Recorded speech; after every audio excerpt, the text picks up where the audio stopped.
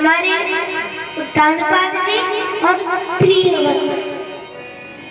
प्रियव्रत ये बेटे हैं।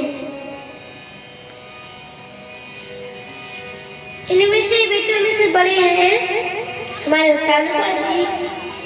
धीरे धीरे समय चला तो उत्तानपाद जी राजा बने, उनका राज्याभिषेक। धीरे धीरे चले समय चला तो उनका विवाह हुआ तो धीरे धीरे समय चला तो उनके कोई भी संतान नहीं है, ना पुत्र ना विवाह पुत्री, कोई भी संतान भी नहीं है, ना बेटी है ना बेटा है, कोई भी पुत्री नहीं है।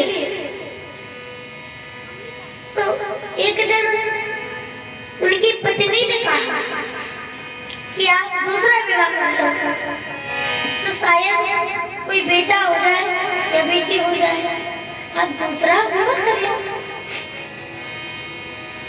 तो उत्तानपाद जी ने कहा कि नहीं, अगर हम विवाह करेंगे दूसरा तो आप लोग झगड़ा करोगे, लड़ोगी।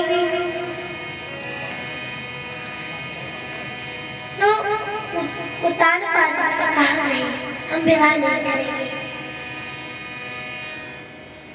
जब कहा तो हमारे मैया ने कहा कि दूसरा विवाह कर लो, शायद कोई बेटा हो जाए। अब मैया हट पड़ गई। तो उत्तानपाद जी ने कहा ठीक है, हम विवाह दूसरा कर लेंगे। अब उत्तानपाद जी कह रहे नहीं, दूसरा विवाह नहीं करेंगे। क्यों आप लोग लड़ोगे, झगड़ोगे? अगर हम दूसरा विवाह करेंगे तो आपकी शौक आएगी और लड़ोगे, झगड़ोगे। तो मैया ने कितना सुंदर वचन कहा कि मैं उन्हें अपनी छोटी बहन जैसा रखूंगी, आप विवाह कर लो। तो क्या कहा कि मैं गंगा अपनी यमुना को बड़ बड़ कर गले लगाऊं, मैं गंगा